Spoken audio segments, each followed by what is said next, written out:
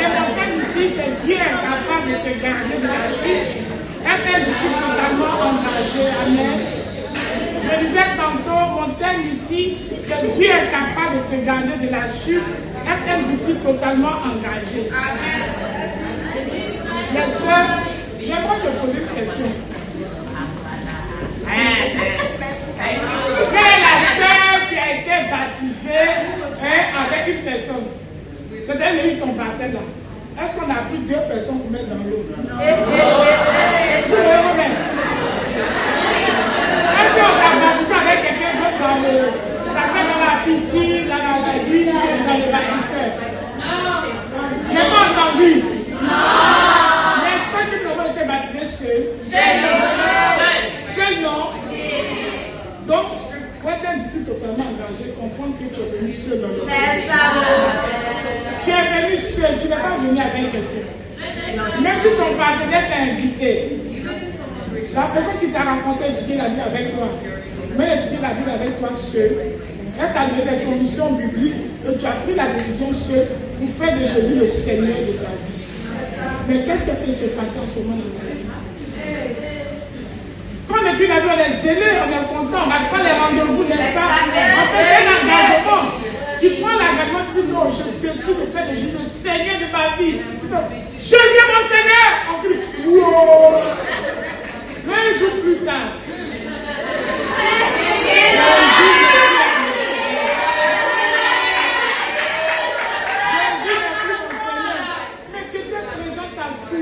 Tu as manifesté de la joie, de la reconnaissance et tu as pris la très bonne décision.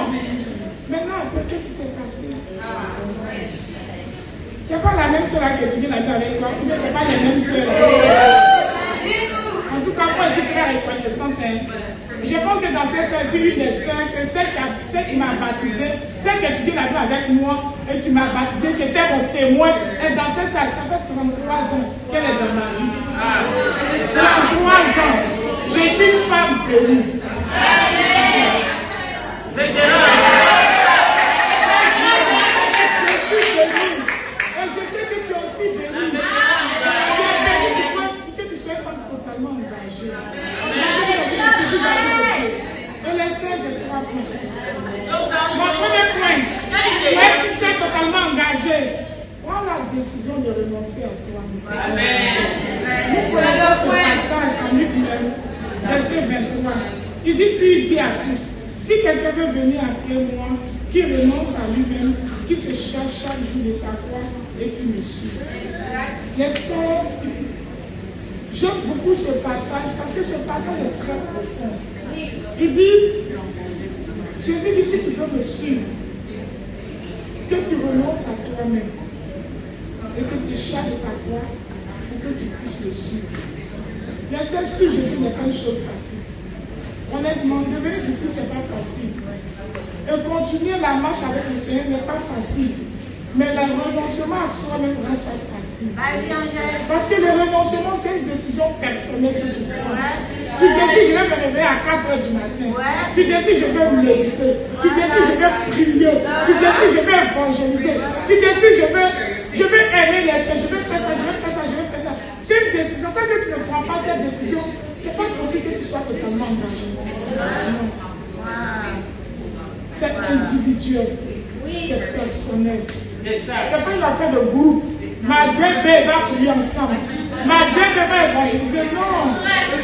Non. Je partageais avec une soeur ici. J'ai dit, moi, je n'habitais pas à l'appartement des soeurs au début. C'était à Diamé. J'étais à la gendarmerie allemande. Mais tellement j'aimais le royaume, j'ai dû quitter ma maison là-bas pour venir rester chez les soeurs. J'ai dit, je venais avec mon morceau de pain pour dormir dans ma tête. Pourquoi? Parce que je désirais apprendre. Ce n'est pas un livre qui nous intéressait, c'est ce que les étudiants vont faire, les études en vue apprendre. C'était un renoncement. C'était un renoncement. Et le renoncement, c'est chaque jour. C'est pas de temps en temps qu'on renonce à soi. C'est chaque jour. Chaque jour. Dis chaque jour. Chaque jour. Tu es tellement grande que maintenant, toi, tu renonces de temps en temps.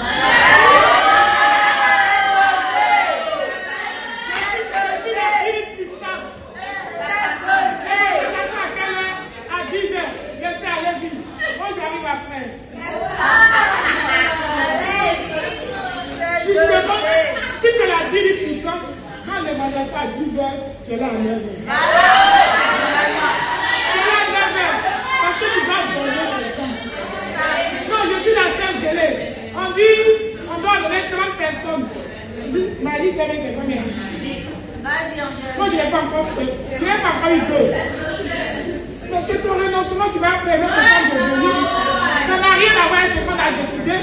Ça n'a rien à voir avec ta division. Ça n'a rien à voir avec le dire. Ça a quelque chose à voir avec Dieu. Parce que chaque fois que nous faisons, c'est pour notre Seigneur. C'est comme pour un homme. Et le renoncement, il faut comprendre que tu renonces pour obéir à Christ. On ne renonce pas pour obéir à un homme. Vous savez quoi, beaucoup de fois, on ne renonce pas parce qu'on voit les hommes. Mais quand tu vois Dieu, ton cœur s'empare. Mais quand tu vois les autres, tu dis qu'est-ce qu'il a pu le faire? C'est pas pour parler seulement. Tu vas regarder, ça a fini. Tu vas te pas dire quelqu'un qui va dire, ma femme, je suis désolée. Non, ça n'a rien à voir avec elle. Mon deuxième point, libère-toi. Nous connaissons Jacques 5, verset 16. La Bible nous demande de confesser nos péchés les uns les autres. Mais ce qui sait quoi? Tu ne peux pas être totalement engagé quand il y a des choses dans ton cœur. Mais c'est ça. Si tu es chargé, tu ne peux pas t'engager. Ce n'est même pas possible. Libère-toi. Et Dieu nous donne la possibilité de nous libérer. Pourquoi? Parce que quand tu confesses, tu es léger. Je ne sais pas pour vous, mais moi je suis le seul qui aime beaucoup la formation. Ma femme est le seul. Formation, j'aime. Vous savez pourquoi j'aime la formation? Parce que la formation, quand tu es bien formé, tu es meilleur ami à ta formatrice. Hey, quand tu es bien formé, tu peux tout avoir. La voix de ta femme a grandi, tu ressens ça. Et quelqu'un s'est posé, dit, un jour, j'ai pas besoin d'y gâter. Quand ça m'appelle là, c'est un jour. Mais je viens à Jeanne sort, il dit, je lui ai fait pas la guerre. Et si j'ai un temps de formation, je n'aurai pas le temps d'ouvrir mon cœur, je n'aurai pas le temps de me sentir libre, je n'aurai pas le temps de me sentir à l'aise. Par conséquent, mon engagement va diminuer. Les sœurs, décide ce matin de décider de te libérer. Libère-toi parce que c'est bon pour toi. C'est bon pour toi, c'est bon pour moi. Et puis tu sais quoi? Quand tu es libre, tu libères aussi les autres. Oui. Parce que quand il y a le péché, ton visage est froissé. Tu manques de joie. Tu ne donnes pas envie aux autres d'être avec toi. Moi, j'aime la joie. Quand les gens sont déjà serrés, je m'écarte de toi. Parce que ce que j'ai traversé était tellement douloureux que je n'ai pas envie de marcher avec les gens qui n'ont pas de joie. J'ai envie de penser au futur et non on se regarder en arrière, être attristement. Mon passé est trop triste. Mais mon présent est joyeux, mon futur est glorieux.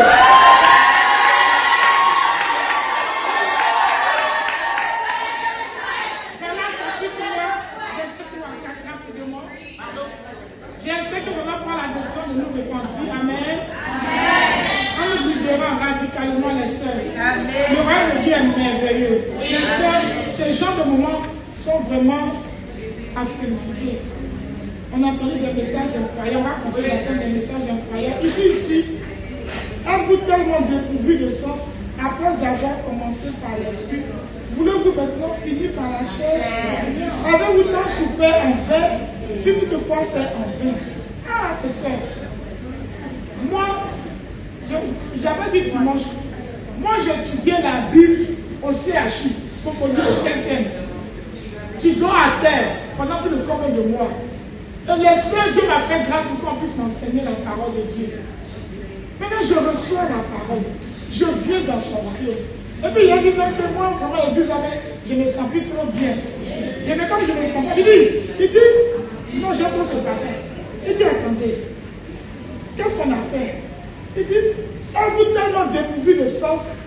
Après avoir commencé par l'esprit, voulez-vous maintenant finir par la chair? Quand on décide de devenir disciple, on quitte la chair. Et quand on est baptisé, on rentre dans l'esprit. Mais tu as déjà laissé. Qu'est-ce que tu vas encore faire avec la chair? Il n'y a rien dans la chair. Il y a des frustrations dans la chair. Il y a des blessures dans la chair. Il y a des regrets dans la chair. Mais avec l'esprit, on a l'avenir. Et par conséquent, tant qu'il y a l'avenir, il y a de l'espoir. Et quand il y a l'espoir, reste engagé vis-à-vis de Dieu. Les sœurs, je ne suis pas mariée, ça fait quoi? J'entends beaucoup de sœurs, j'ai envie de me marier à cause d'un blessure de vie pour lesquels que tous les mariages sont bons?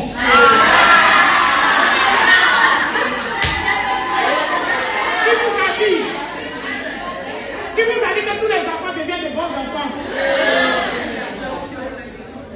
Qui vous a dit? Rien n'est garanti.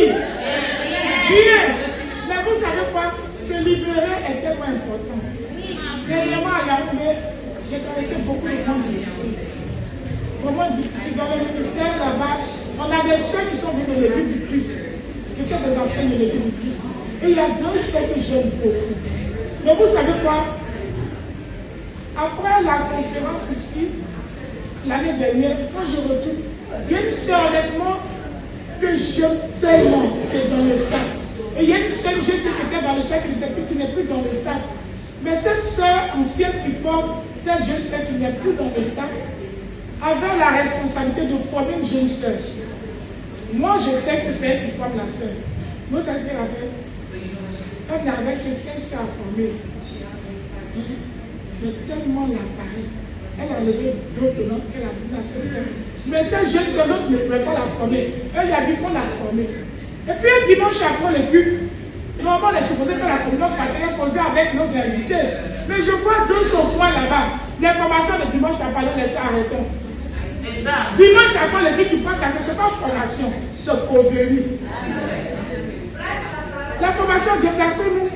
Allons nous faire former, nous aimer. Donc quand je les vois les deux en train de parler, après ça finit pas. La réunion est déjà commencée. Je peux essayer de demander à ma soeur de quoi elle parle. Elle m'a dit qu'on faire communion fraternelle. Communion fraternelle, pour ça là, c'est bizarre. Je fais si tu n'as pas dit communion fraternelle. Et pendant qu'elle se lève, son mari a ses derrière me dit non, elles sont en train de faire la formation. Donc ça veut dire qu'elle vient de me mentir. Donc après, je l'appelle, mais qu'est-ce qui se passe? Est-ce que cette soeur devait former ces jeunes soeurs? Elle dit non. Mais pourquoi ton mari vient de me dire que c'était la formation, pas communion fraternelle? Quand le péché est dans notre cœur, on pense qu'on est caché. Mais c'est où on se cache là que Dieu dort. Oui, c'est là que Dieu dort. Dieu était vraiment en train d'exposer ma fille. Mais quand maintenant ça sort, que je lui montre le point, si je savais, j'ai entendu des paroles très blessantes. Ça a rendu mon cœur sensible. J'avais mal. Mais j'ai appris ma formation, j'ai confessé. Ma formation, j'ai confessé. Elle m'a tellement aidée. Et j'étais contente de ne plus aimer cette soeur. Alors que je ne sais pas faire semblant. Donc quand on vient, je la salue. Mais je sais que ce n'était pas vraiment cette chaleur comme d'habitude. Et moi, je me suis parlé. Je dis non, Angèle, tu es la mère de tous. Même si tu as frustré, Jésus a été plus frustré que toi. Il a été plus blessé que toi. C'est son péché, ça n'a rien à voir avec toi. Si tu n'as pas obéissé, tu vas rendre compte à Dieu. Toi, donne l'amour. Et qu'est-ce que j'ai fait? Jean chapitre 15, verset 15, que vous connaissez. Jésus dit, je ne vous appelle plus serviteur, je vous appelle ami. Pourquoi? Parce que je vous ai fait connaître tout ce que j'ai appris de mon Père. Et en décidant de se libérer, j'ai décidé de lui donner l'amour. Honnêtement, les soeurs, malgré ce qui s'est passé, j'ai dit, je vais faire comme Jésus. Il savait que Judas allait le trahir. Il a eu Judas jusqu'à la fin. J'ai donné mon amour à ces soeurs-là. Et ça m'a beaucoup aidé. Hein? Parce que vous donnez ton amour, quelquefois pour prier pour la personne. Donc plus je prie pour elle, plus je l'aime. Quand je la vois, mes sentiments sont meilleurs vis-à-vis d'elle. Elle est bizarre. Je lui ai dit, ma soeur, reste honnête, nous sommes ensemble. Pourquoi? Parce que je t'aime. Tu resteras ma fille. Malgré ce qui s'est passé, continuons de nous libérer pour que Dieu puisse nous bénir et que restons totalement engagés jusqu'à la fin. Je vous aime.